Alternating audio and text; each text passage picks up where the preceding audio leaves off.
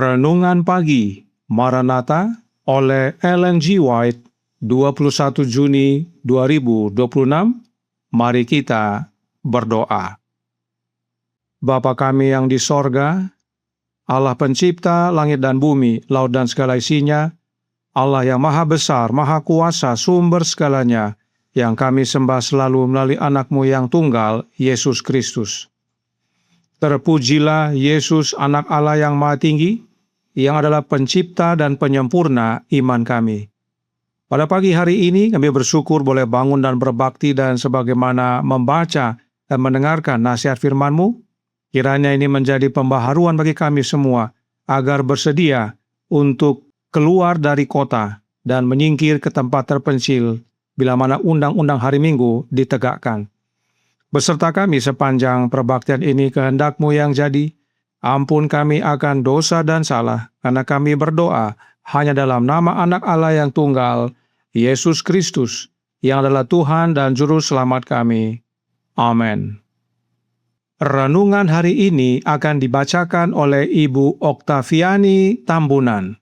Kepada Ibu Vivi, kami persilahkan. Selamat pagi. Renungan kita pagi ini berjudul Tanda untuk meninggalkan kota-kota besar.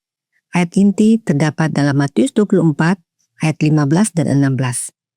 Jadi apabila kamu melihat pembinasa keji berdiri di tempat kudus, menurut firman yang disampaikan oleh Nabi Daniel, para pembaca hendaklah memperhatikannya. Maka orang-orang yang di Yudea haruslah melarikan diri ke pegunungan. Waktu itu tidak lama lagi, ketika seperti para murid mula-mula, kita akan dipaksa untuk mencari perlindungan di tempat-tempat yang tandus dan sunyi. Sebagaimana pengepungan Yerusalem oleh tentara Romawi menjadi tanda untuk melarikan diri bagi orang-orang Kristen di Yudea, demikian juga mengambil alihan kuasa oleh bangsa kita, yaitu Amerika Serikat, dalam dekret yang menegakkan Sabat Kepausan akan menjadi peringatan bagi kita.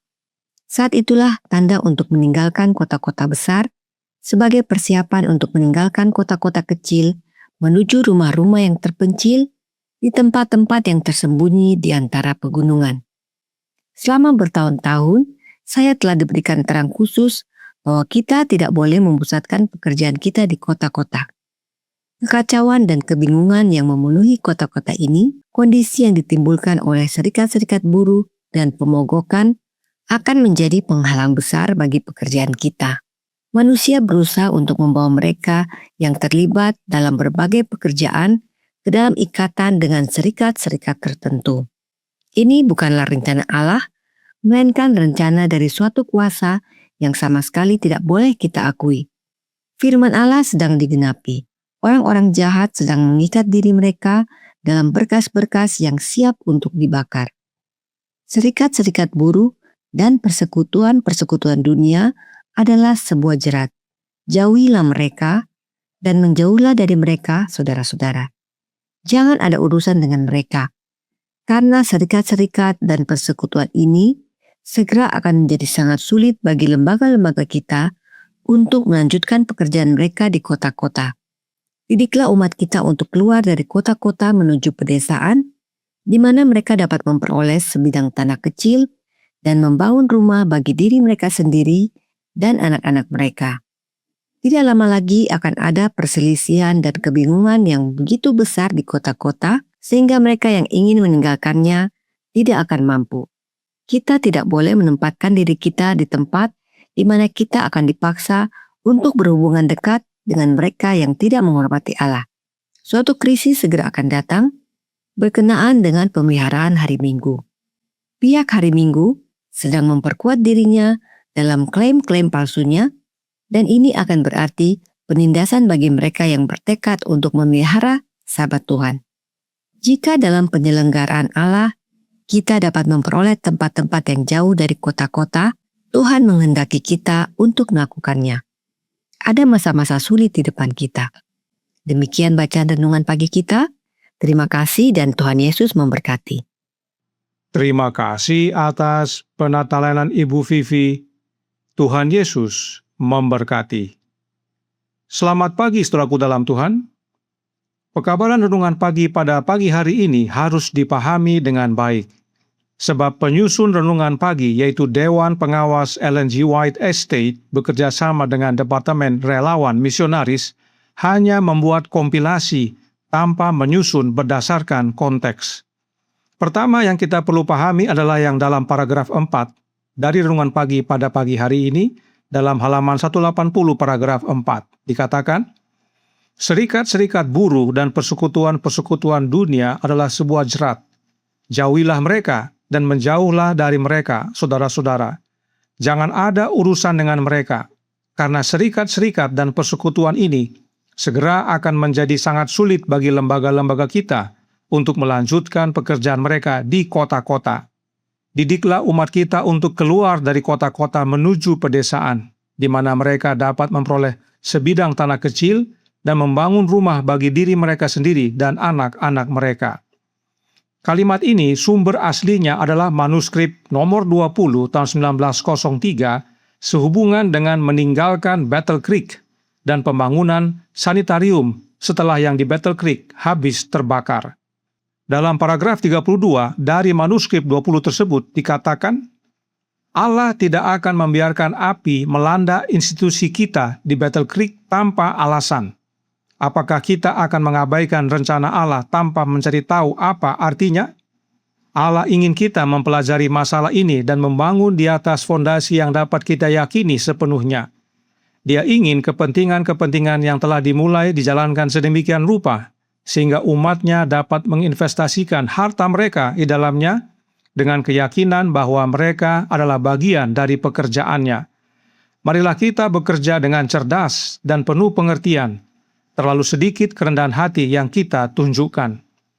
Nah, dalam paragraf selanjutnya, yaitu paragraf 33, Enya White menuliskan, krisis akan segera datang di Battle Creek. Serikat-serikat buruh dan persekutuan-persekutuan dunia adalah sebuah jerat. Jauhilah mereka dan menjauhlah dari mereka, saudara-saudara. Jangan ada urusan dengan mereka, karena serikat-serikat dan persekutuan ini segera akan menjadi sangat sulit bagi lembaga-lembaga kita untuk melanjutkan pekerjaan mereka di kota-kota. Amaran saya adalah jauhi kota-kota, jangan membangun sanitarium di kota-kota. Didiklah umat kita untuk keluar dari kota-kota menuju pedesaan, di mana mereka dapat memperoleh sebidang tanah kecil dan membangun rumah bagi diri mereka sendiri dan anak-anak mereka. Yang tidak ditandai warna adalah yang dikutip oleh renungan pagi pada pagi hari ini. Tetapi yang ditandai warna kuning tidak dikutip, yang mana bisa membuat pengertian yang salah. Jadi, Nyonya White menyampaikan bahwa ada maksud Allah mengizinkan terjadinya kebakaran di Battle Creek, yaitu sanitarium dan percetakan habis terbakar. Dan dari penjelasan ini, kehendak Allah adalah untuk sanitarium dibangun bukan lagi di kota, tetapi di luar kota. Kenapa? Karena di kota, serikat buruh dan persekutuan dunia sudah menguasai dan mengatur. Akan kesulitan lembaga-lembaga gereja Advent untuk bekerja sebab akan diatur oleh serikat buruh. Tetapi masih dalam manuskrip 20 tahun 1903 tersebut dikatakan dalam paragraf 34. Restoran-restoran kita harus berada di kota-kota, karena jika tidak, para pekerja di restoran-restoran ini tidak dapat menjangkau masyarakat dan mengajarkan mereka prinsip-prinsip hidup yang benar. Dan untuk saat ini, kita harus menempati rumah-rumah pertemuan di kota-kota. Tetapi tidak lama lagi akan terjadi perselisihan dan kekacauan di kota-kota, sehingga mereka yang ingin meninggalkannya tidak akan mampu. Kita harus mempersiapkan diri untuk masalah-masalah ini. Inilah terang yang diberikan kepada saya. Nyonya White menyampaikan hal-hal ini dalam rapat GC tanggal 3 April tahun 1903. Karenanya, konteksnya adalah pengaturan pekerjaan Tuhan dalam organisasi gereja, khususnya pembangunan sanitarium. Dan nasihat tersebut juga bagi mereka yang tidak bekerja dalam organisasi gereja. Kenapa? Karena dengan adanya percetakan dan sanitarium di Battle Creek, banyak umat-umat yang pindah ke sana. Nyonya White berkata dalam manuskrip yang sama, paragraf 4 berbunyi, selama 15 atau 20 tahun terakhir telah terungkap bahwa umat kita dengan berbondong-bondong ke Battle Creek telah meninggalkan gereja-gereja asal mereka dalam keadaan lemah. Beberapa orang tampaknya berpikir bahwa ketika mereka sampai di Battle Creek, mereka tidak akan menghadapi banyak godaan. Mereka tidak memahami situasinya. Mereka tidak tahu bahwa di Battle Creek lah musuh bekerja paling keras. Itu sebabnya kepada umat pun dihimbau untuk keluar dari kota, namun perlu berhubungan dengan pekerjaan pelayanan, bukan menumpuk jadi koloni, sebab dalam kondisi itulah musuh bekerja paling keras. Oleh karena itu, masih ada umat-umat yang masih tinggal di kota, dan untuk mereka ada tanda untuk keluar dari kota. Renungan pagi hari ini berkata dalam Maranatha halaman 180 paragraf 2. Waktu itu tidak lama lagi ketika, seperti para murid mula-mula, kita akan dipaksa untuk mencari perlindungan di tempat-tempat yang tandus dan sunyi. Sebagaimana pengepungan Yerusalem oleh tentara Romawi menjadi tanda untuk melarikan diri bagi orang-orang Kristen di Yudea, demikian juga pengambil alihan kuasa oleh bangsa kita, yaitu Amerika Serikat, dalam dekrit yang menegakkan Sabat Kepausan akan menjadi peringatan bagi kita. Saat itulah waktunya untuk meninggalkan kota-kota besar, sebagai persiapan untuk meninggalkan kota-kota kecil menuju rumah-rumah yang terpencil di tempat-tempat yang tersembunyi di antara pegunungan. Ini bukan berbicara pekerjaan dalam lembaga organisasi gereja lagi, tetapi bagi setiap pribadi dan keluarga, mereka yang di kota besar dan kota kecil keluar, tinggalkan, dan menyingkir ke antara gunung. Perlu diketahui bahwa dalam tulisan aslinya tidak ada kata tersembunyi, hanya terpencil. Mengapa tidak bersembunyi? Sebab saat undang-undang hari Minggu ditegakkan, kita punya pekerjaan misionari pada hari Minggu. Namun kita perlu memulai persiapan tempat terpencil di antara pegunungan atau lembah gunung. Sebab manuskrip 99 tahun 1908 paragraf 9 berkata, krisis akan segera datang terkait dengan pemeliharaan hari Minggu, dan kita harus memahami bahwa tidak ada wewenang yang diberikan kepada siapapun untuk merayakan hari pertama dalam seminggu. Namun, kelompok pendukung hari Minggu semakin menguat dengan klaim-klaim palsunya, dan ini akan berarti penindasan bagi mereka yang bertekad untuk memelihara Sabat Tuhan. Kita harus menempatkan diri kita di tempat di mana kita dapat melaksanakan perintah Sabat sepenuhnya. Inilah pentingnya kita mulai menyiapkan tempat di area terpencil, yaitu di antara gunung. Oleh karena akan tiba saatnya, kita tidak dapat merayakan Sabat lagi dengan leluasa. Kiranya pekabaran ini menjadi panggilan bagi kita semua. Berdoa untuk pimpinan Tuhan bagi kita untuk mendapatkan tempat terpencil di antara gunung. Tuhan memberkati, saya bawa dalam nama Yesus. Amin. Mari kita berdoa.